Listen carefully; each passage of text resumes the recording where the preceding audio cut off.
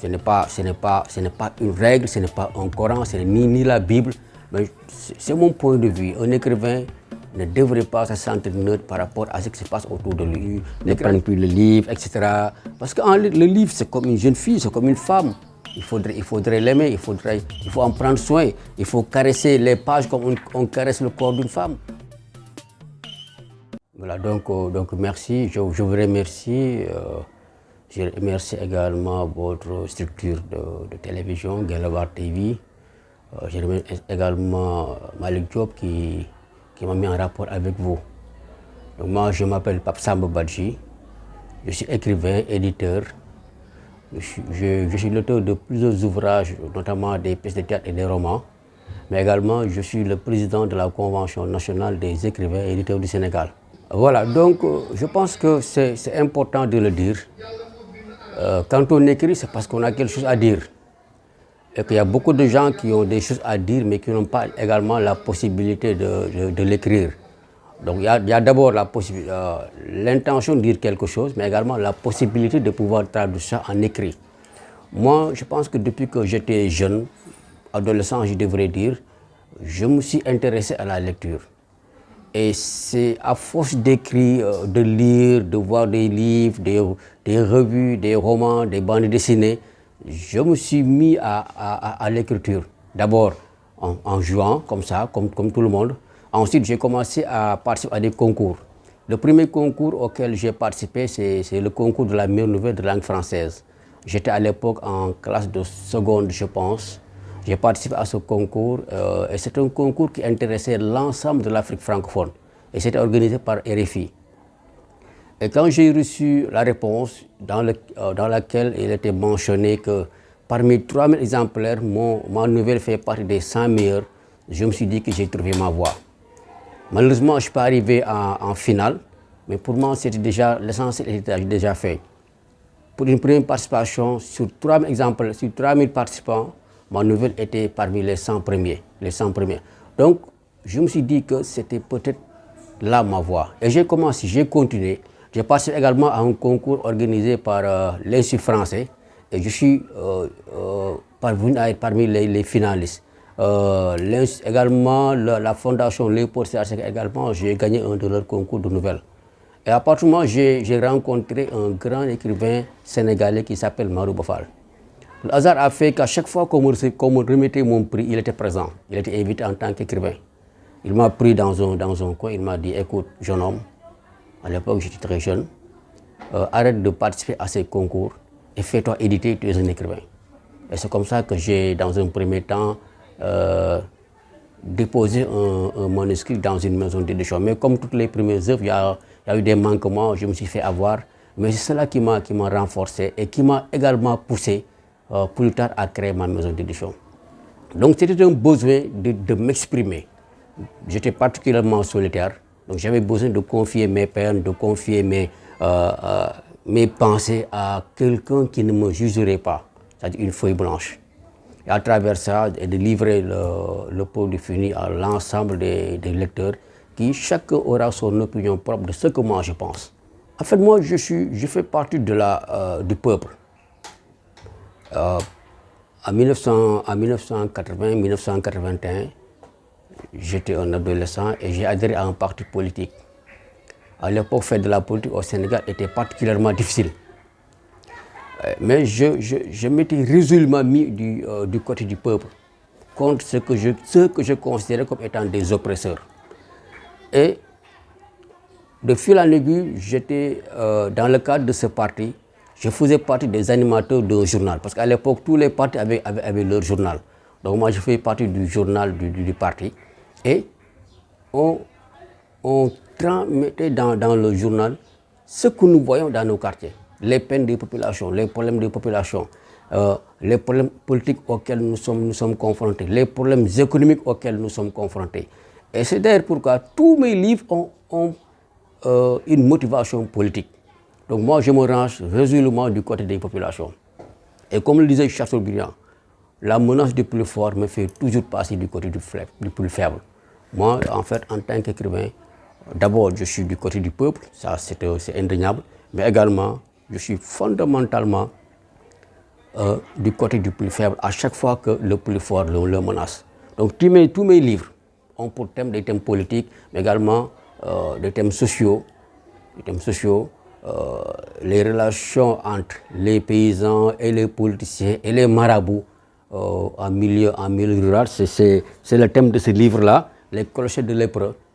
Les clochers de lépreux, dont le thème central, c'est comment les paysans vivent avec les religieux, les marabouts et les politiciens en milieu rural. Il y a également un autre roman, malheureusement je ne l'ai pas ici, un roman dont le titre est La femme du démon.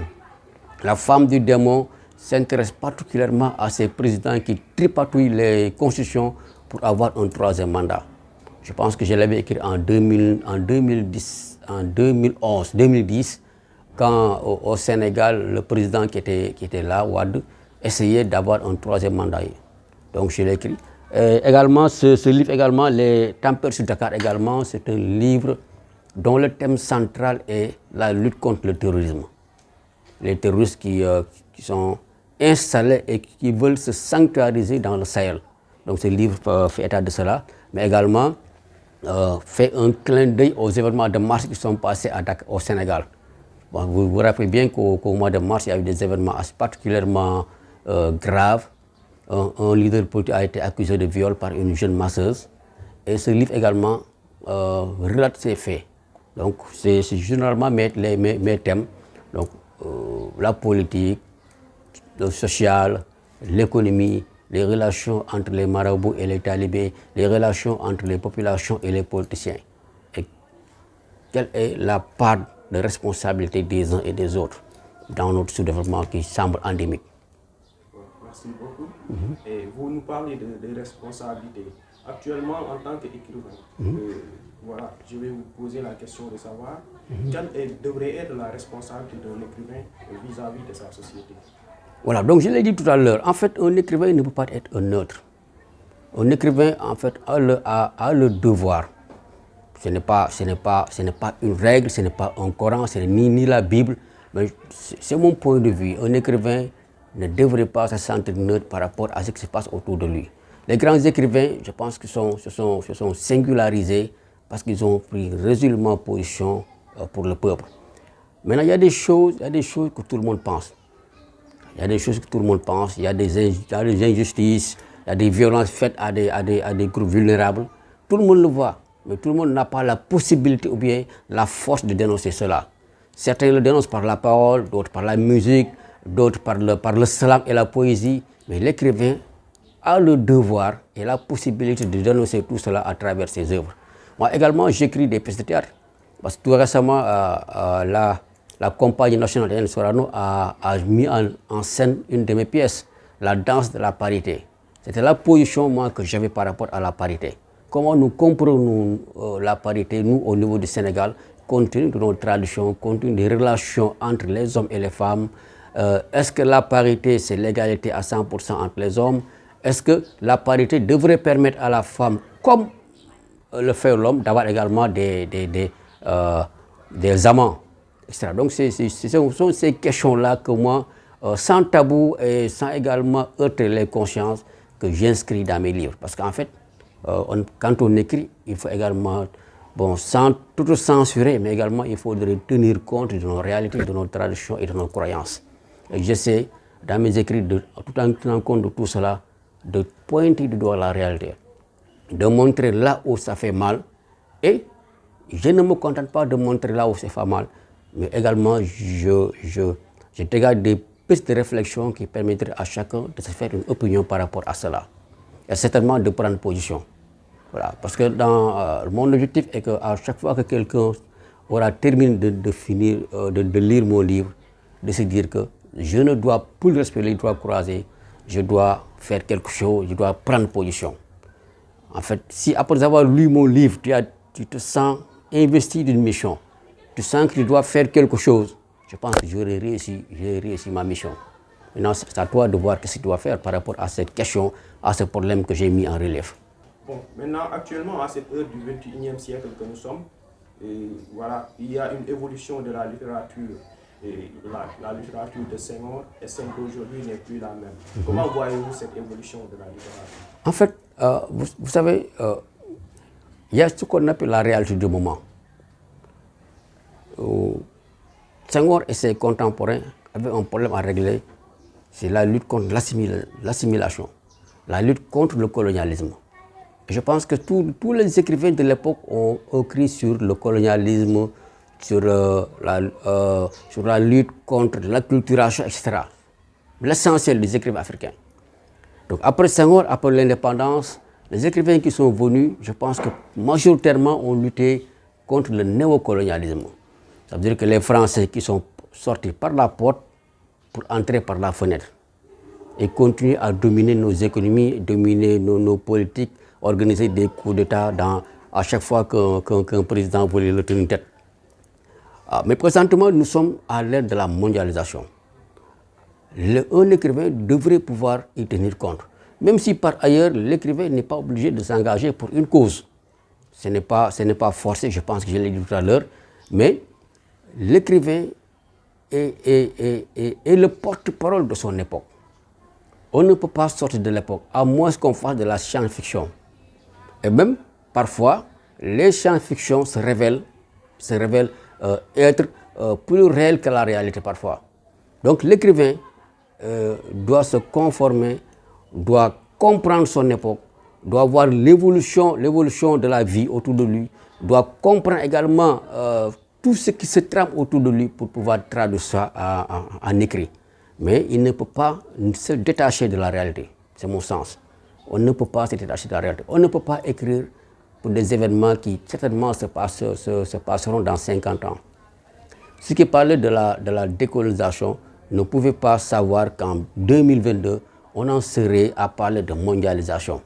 On en serait à parler de villages planétaires où maintenant le problème principal, ce n'est pas de régler des problèmes de colonisation, de néocolonialisme, mais également de faire en sorte que les populations, les petits États ne soient pas broyés par les grandes multinationales.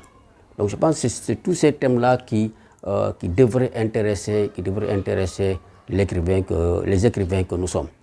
Et beaucoup d'autres thèmes également à travers ce que nous voyons dans les médias, ce que nous voyons autour de nous, cette nouvelle responsabilité, cette jeunesse-là qui refuse de s'engager dans des luttes que nous considérons comme étant importantes, mais qui cherchent à tout prix de manière individuelle à réussir. Donc je pense que c'est tout ça qui devrait intéresser l'écrivain de notre époque. Voilà, l'écrivain, comme je l'ai déjà dit, l'écrivain de 1960 n'est pas l'écrivain de 2022. C'est sûr. Véritablement, vous, selon votre expérience en tant qu'écrivain, à cette époque-là de la mondialisation, quelle devrait être la recette, quelle devrait être la principale recette pour bien écrire? En fait, moi je l'ai dit, à chaque fois que quelqu'un me pose cette question, moi j'ai une réponse toute faite. C'est comme apprendre à nager. Il faut se jeter dans l'eau. Mais c'est également une méthode qui fait autant de noyés que de bons nageurs. Écrire, c'est un métier, mais c'est également un don. Pour pouvoir bien écrire, je pense qu'il faut d'abord, au préalable, bien lire. Il faut lire, beaucoup lire.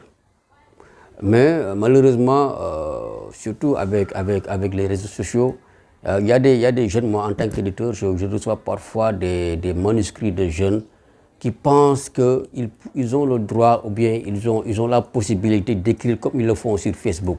Non, l'écriture c'est de l'art. La littérature c'est de l'art. Comme on regarde un tableau et qu'on sent des frissons parce que c'est beau, comme on écoute de la musique et qu'on sent des frissons parce que les notes là sont belles et que douces, etc. C'est la même sensation qu'on devrait ressentir en lisant un livre. De ce point de vue, il faut forger les mots, il faut bien les structurer. Mais pour cela, il faut avoir le vocabulaire nécessaire, il faut avoir les phrases qu'il faut. Mais on ne peut pas avoir le vocabulaire nécessaire, on ne peut pas avoir les phrases qu'il faut quand on ne lit pas. C'est comme quand on demande à un joueur très qualifié d'aller dans un championnat de première division et alors qu'il ne s'entraîne jamais. Quel que soit son niveau, quelle que soit sa technicité, il ne pourra pas tenir 10 minutes. Parce que il faut un entraînement. C'est la même chose pour l'écriture. Il faut beaucoup lire. Et ça, c'est le conseil que moi, chaque fois que je donne aux auditeurs qui me donnent leur manuscrit. Chaque fois que je lis, je pense la journée à lire des manuscrits, je suis parfois découragé. Je me rends compte que ces jeunes auteurs-là qui écrivent ne lisent pas. Ils ne maîtrisent pas les ficelles, ils ne maîtrisent pas les techniques de roman, de la nouvelle, parce qu'il y a beaucoup de genres. Il y a des jeunes parce qu'ils ne lisent pas, parce qu'ils ne savent pas faire la distinction entre les genres, écrivent dans un même texte un roman, de la poésie et du théâtre dans un même texte. Alors que les genres-là, il n'y a pas certainement qu'il n'y a pas de cloison ferme, mais également les genres sont des genres. Une nouvelle n'est pas un roman. Une pièce de théâtre également n'est pas une nouvelle. Un recueil de poésie n'est pas un recueil de nouvelles. Il faudrait faire la part des choses. Malheureusement, pour le faire, il faut savoir lire, il faut lire. Il faut lire, beaucoup lire, encore lire. S'exercer à tout moment. Hein? Donc, il y a, comme on dit, il y a 80% de sueur et 20% de dons. Voilà, donc, il faut beaucoup lire. C'est ça, le conseil que moi, je voudrais donner aux jeunes. Et ce conseil est valable pour nous, qui avons déjà écrit presque une dizaine de livres. Donc, à chaque fois que de besoin, il faut lire, s'imprégner. Par exemple, pour écrire ce roman-là, il m'a fallu lire beaucoup de livres, m'informer sur beaucoup de questions, faire des enquêtes, etc. Et ça me permet, à chaque fois que moi j'écris un livre, les gars se disent, mais tiens, cette réalité-là, je l'ai vécue. Ou bien ça s'est passé devant moi. Les gens ont l'impression d'être acteurs de ce que moi j'écris. Et c'est ça que j'essaie de faire avec mes romans. Et il m'arrive parfois d'y arriver. Parce que je reçois des retours de gens qui me disent « Mais j'ai beaucoup apprécié votre roman parce que ça me parle. » Ça me parle. Mais quand le lecteur, après 10 pages, est découragé et n'a plus la force de continuer, je pense que ce n'est pas un roman réussi. Il faudrait que la première phrase soit réussie.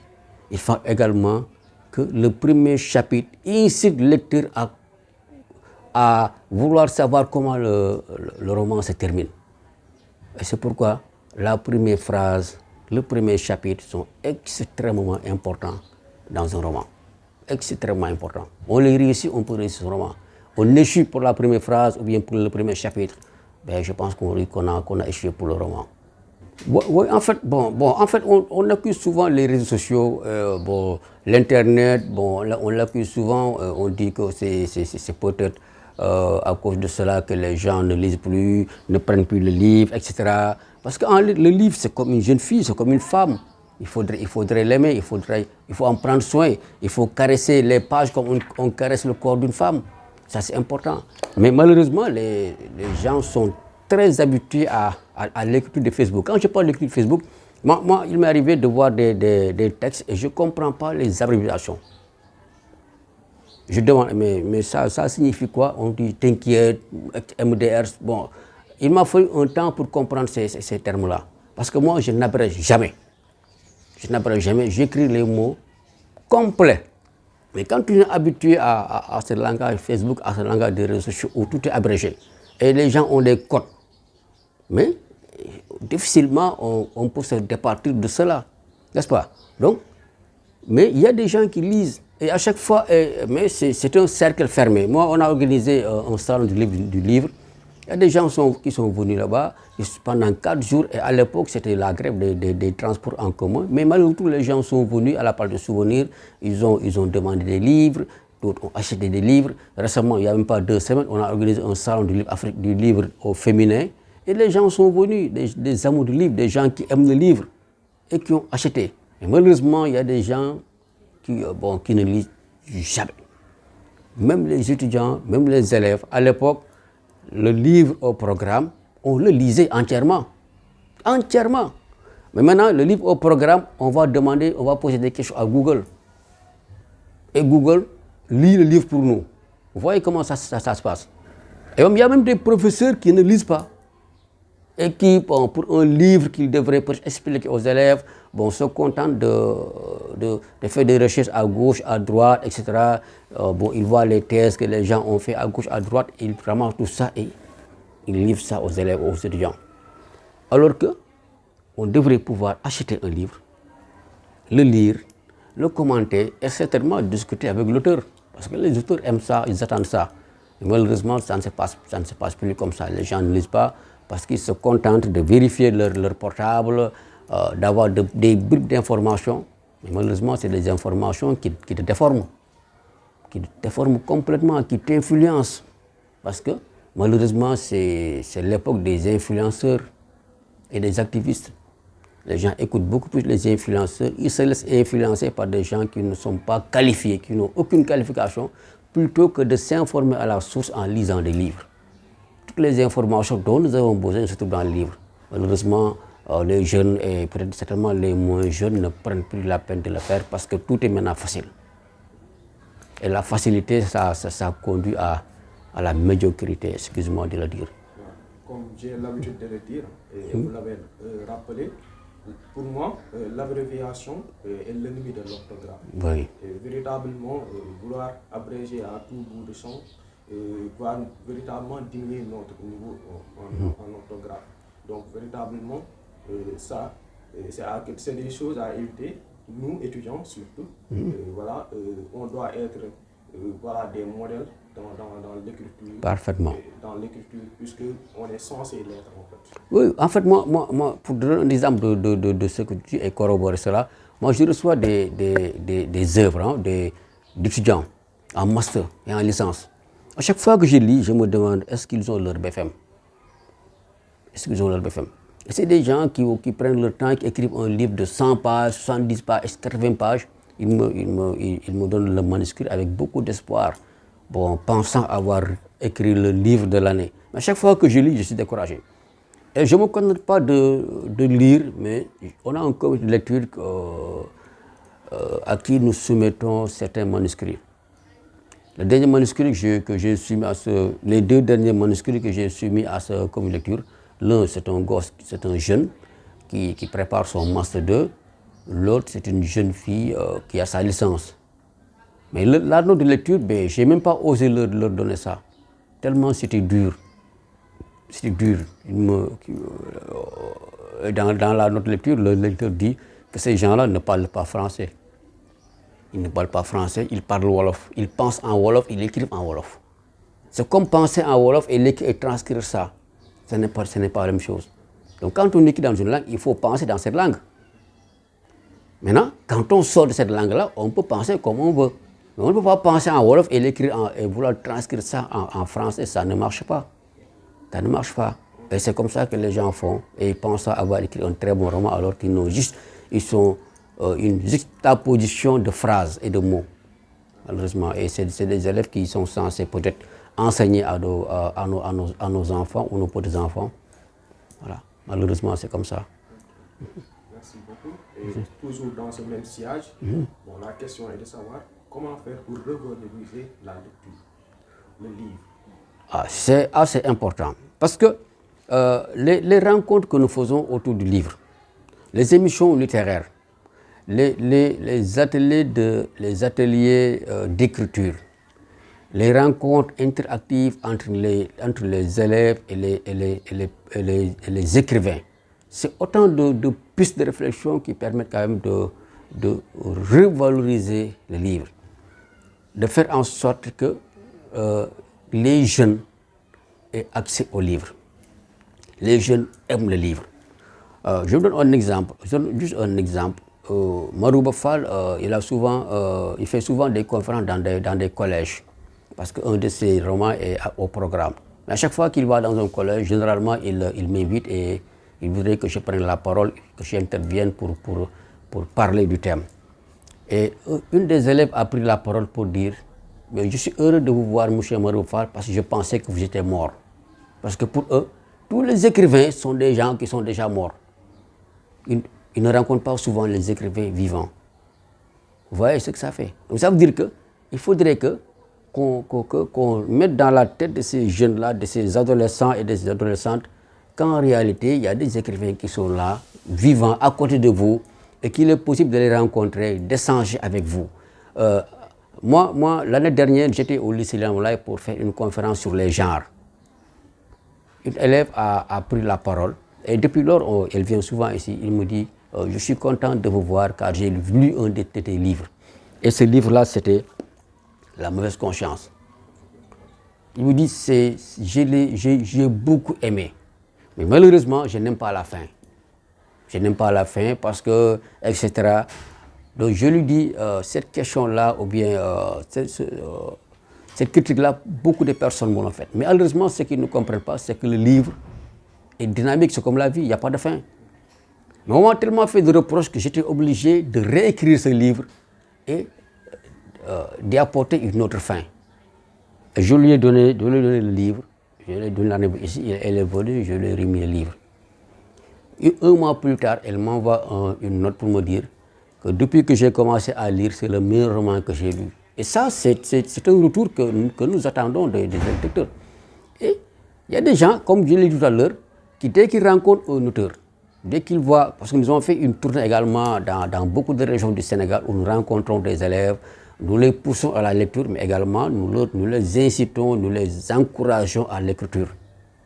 Et nous voyons que les jeunes, beaucoup de jeunes également, lisent et écrivent.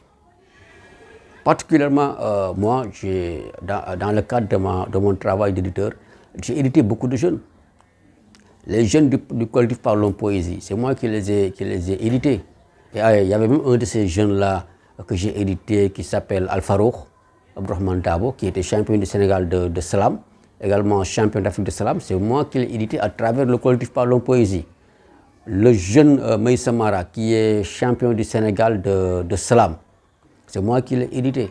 Il a même une émission de slam, je pense, à 2S. C'est moi qui l'ai édité. Donc, il y a beaucoup de jeunes. Nous donnons leur chance à des jeunes. Dès que nous faisons des tournées, je pense qu'au mois de juin, au début du mois de juin, nous irons également à Kolda. Nous rencontrons des écrivains, des collégiens, et nous leur parlons de l'écriture. Donc ça, c'est un premier volet. L'autre volet, c'est de travailler à ce que le livre soit accessible. Accessible, pour que le livre soit accessible, il y a deux possibilités. D'abord, que le livre-là ne soit pas cher.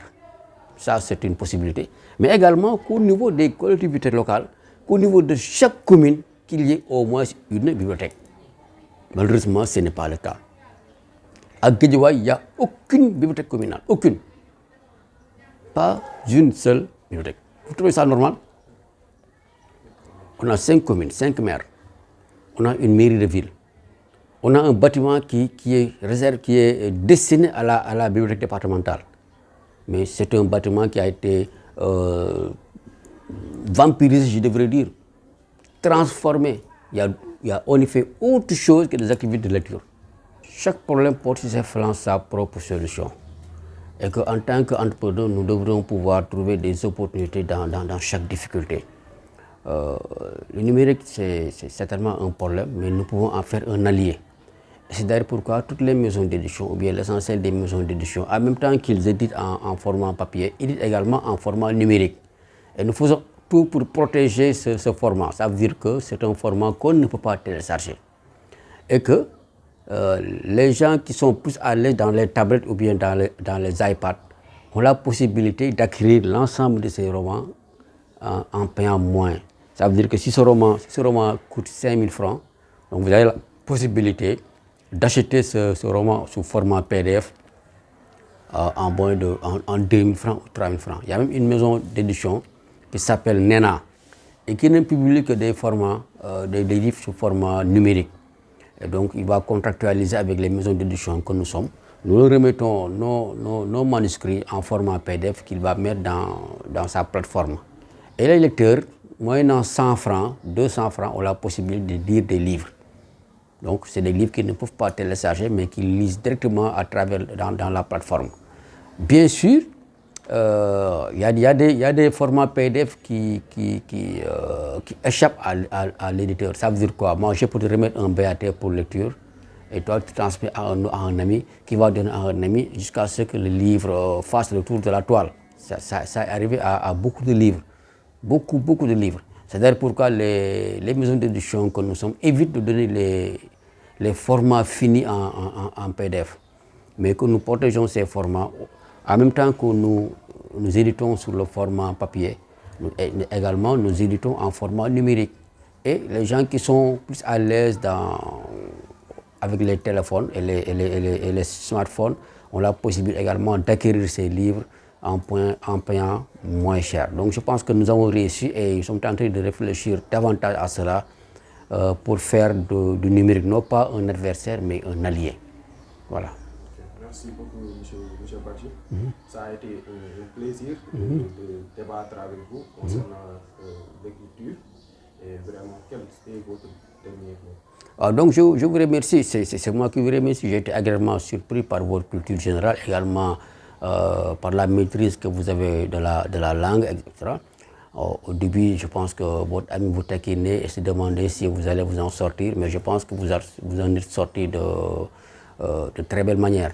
Donc je vous remercie et je vous encourage à continuer sur cette voie. Je voudrais également vous encourager dans cette voie parce que maintenant c'est l'aide de la démocratisation. Le numérique c'est la démocratie, c'est de permettre à chacun d'exploiter l'internet, d'exploiter cet outil-là, mais à des fins utiles.